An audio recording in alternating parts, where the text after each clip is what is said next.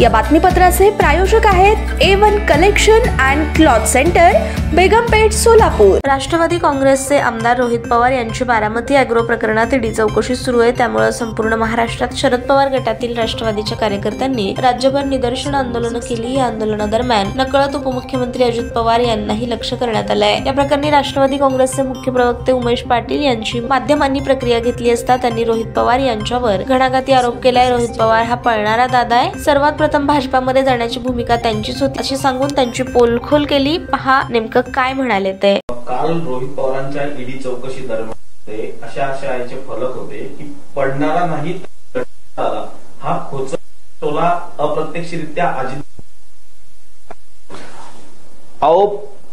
पळणारा दादा हा पहिला रोहित पवार आहे।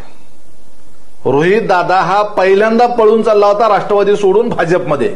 हे काय सांगतात आज पळणारा दादा म्हणून? 35 वर्ष अजित पवारांनी ही राष्ट्रवादीसाठी घासलेली आहेत।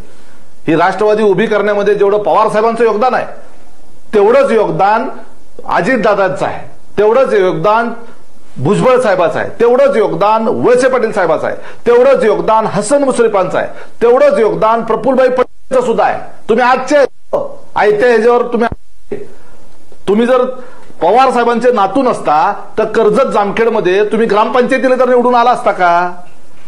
त्या ठिकाणी अंबालिका शुगरची यंत्रणा नसती तर त्या ठिकाणी तुम्ही निवडणूक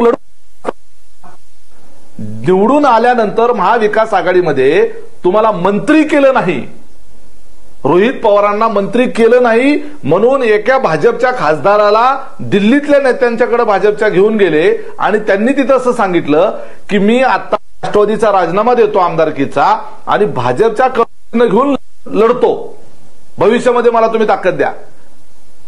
कोण पळायला चाललं होतं? कोण?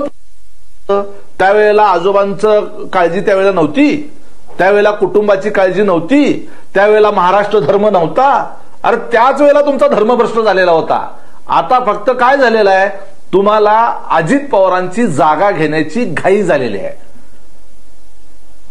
दुसरा प्रश्न या संदर्भातला, तब्बल 12 तास तर शरद पवार साहेब तर त्या ठिकाणी राष्ट्रवादी भवनात तर बसून होते।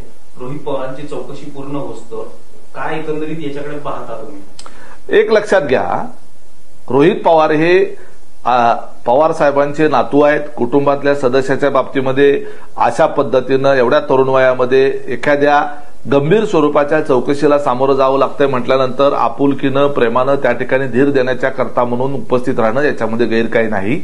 पवार साहेबांच्या कार्यकर्त्यांच्या बद्दलच्या भावना असतील किंवा कुटुंबातल्या लोकांच्या संदर्भातल्या भावना असतील याच्याबद्दल भाष्य करावं अशी काही परिस्थिती नाही।